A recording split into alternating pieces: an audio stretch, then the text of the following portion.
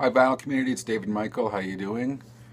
It's been a few weeks, I think, since I did my last video, and I think I had recently got out of the hospital at that point. In fact, I was, oh, don't want to see my name. I was in the hospital today, but they were nice enough to let me go today. So yeah, for people I know personally and stuff, once again, getting a little bit better day by day. Still got a few weeks at least, if not a month of more recuperating before I could kind of get back at it full time. So if you're watching this, hi, how you doing? Thanks for clicking on my video. So my phone seems to, as I'm filming on my phone currently, it seems to shut off after 11-12 minutes. So I'm going to try to get through this one today and not waste everyone's time. This is the last couple weeks worth of thrift store finds when I've been out of the hospital and I've been able to go out, which hasn't been too often. I think I've gone once or twice, I think, to the thrift stores in the last couple weeks, and that took a lot of energy, and it was kind of more of a test to see my endurance of going out. And since, if you saw my last video, since I've had multiple surgeries lately, and you know, mixed results, but I did find some stuff, and I've been getting a lot of stuff in the mail in the meantime. So let's get right to it with the big one I got on Saturday. The Four Horsemen. Nobody said it was easy. This was probably up there with, if not my number one most wanted. It was up there. And there's I'll try to shorten the story up how I got it. It wasn't $1. I got this for $20. A guy I met a while ago sent me an email following up that I would be happy to buy some of his vinyl if he were to sell it, and he was selling it. And he was out of town working, and he put his son in charge of selling his records. And his son, the only thing of the stuff that he had that I wanted or I didn't have was this. And his son said $20, and I said sold. So another one of my most wanted. It's an original, I believe, UK Deaf American release. So another one knocked off the list. Again, from Saturday, you probably know Mark Allman from Soft Cell. This was a side project that he had while Soft Cell was going, called Mark and Mambas. There's Mark Allman there.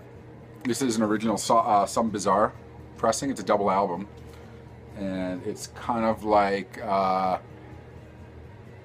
if you walked into a French cabaret type bar and they were playing goth music.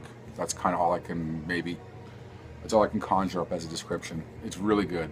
So Mark and Mambas on Some Bizarre.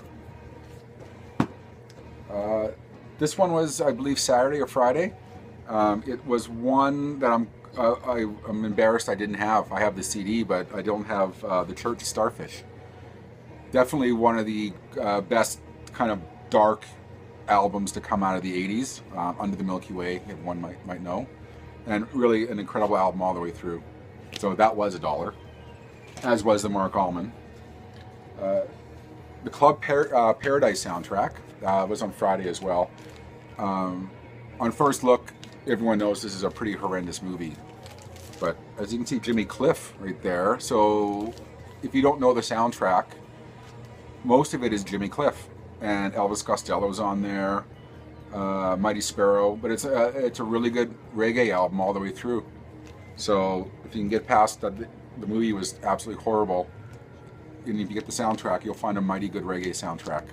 So that was a nice surprise. The Rolling Stones, Emotional Rescue. Once again, I do have a lot of Rolling Stones records.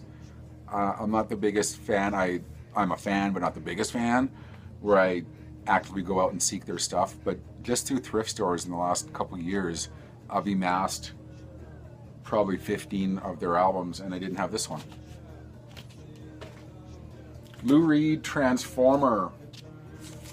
And I don't know what this was doing at a thrift store, but cover has a bit of wear, but the vinyl is really nice. Once again, one I didn't have. Pink Floyd, Wish You Were Here. As you can see, it's kind of white now, And I'm not sure if the cover put people off, but it was, I sure took photos of it, but it was horrible, black, dirty. And for white album covers, my wife at one point suggested taking a magic eraser and lightly going over it. And I've been doing that to white covers only. And as you can tell, other than some ring wear right there, it is pretty white. The vinyl is probably a VG Plus. So that was at a Goodwill here for $1. And like I said, I think the cover put some people off, but it took me about 15 minutes and I was able to buff it pretty clean. Iggy Pop, Zombie Birdhouse. I'm not familiar with this album. I do know a couple of people from Blondie's on it, and I think Chris Stein from Blondie produced it. It's one of those Iggy Pop albums that kind of fell through the cracks for me. I don't think I've ever heard it, but I'm never going to turn down an Iggy Pop album at a thrift store. So Zombie Birdhouse, Zombie Birdhouse. This one I was really excited to find for $1.99. I see Police albums all the time at thrift stores in various conditions. In my city anyways, the Police are a $5 album all the time. Doesn't matter what. But this one I never see. I don't know how rare it is, but I never see it. So Every Breath You Take, the singles. I did bag this one and clean this one. The other ones I still have to put to the spin clean. But that was a super nice surprise because this is one I have been looking for. And there it is. The Ventures play Telstar. Now I see this one at thrift stores all the time. So that's not the battle. The battle is finding a good clean copy, and much to my surprise, this is probably the first one in 20 copies that I've found at thrift stores where the vinyl is, other than a few slight surface marks, is clean. So that was a nice find on Saturday. This was a couple weeks ago. I found Anthony Phillips Sides. Anthony Phillips from Genesis, as we might know. I've yet to spin this one, but I like Genesis, and I generally like Anthony Phillips as a musician. And I've heard his other solo stuff, so Sides. Once again from Saturday, $1.99, the B-52s Whammy. I think this was the only B-52s I didn't have. And as fate would have it, there it was. So that was a nice find. David Gray, I know David Gray. And then when I saw this, it's from 1993 and it's a three-track single. And the one listing on Discogs I did see, I think it only sold once, so the median price is of the one, but it sold for about £36. So I've yet to listen to it. I don't know if I like it. I might flip it, I might trade it, but I'm guessing for that price this must be a very early release by David Gray. For Canadians, we might be familiar with this band, Blue Northern. It features one Billy Cowsill from the Cowsills. Billy Cowsill went on in the 90s and the 2000s to be pretty big in Canada, in Western Canada anyways, with a band that he had called the Codependents. And obviously we know him from the Cowsills. But he had a band late 70s, early 80s called Blue Northern. And this is blue vinyl. Blue Northern, blue vinyl. And you know what? They were a decent band, and I don't know why they didn't go any further, but I think they had a couple of releases possibly.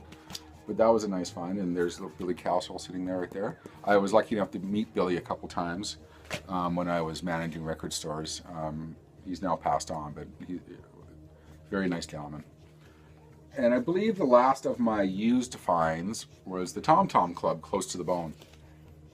I think the big song on here was Pleasure of Love. I know I have a 12-inch right over there for The Man with the Four-Way Hips. I've yet to hear this whole album, but Tom Tom Club. Sorry if I'm going fast. I'm just, like I said, I didn't want to waste everyone's time. This is some of the new vinyl that I did get in the last couple of weeks. I think there's more, but it's since been filed and I can't remember. So maybe I'll save that for a different video, or my next video. A lot of these were on sale on Amazon in their clearance section, as previous videos will have told you. I'm a sucker for that stuff. So, Christian Death. Only Theater of Pain. That's their first album. If you're into goth and death rock, to me, this is probably the only Christian death album you might need. Maybe their second album, but this was it's on clear vinyl, and it was in Amazon's clearance section. I have the CD, and one of those things I never thought about getting on vinyl, but there you go.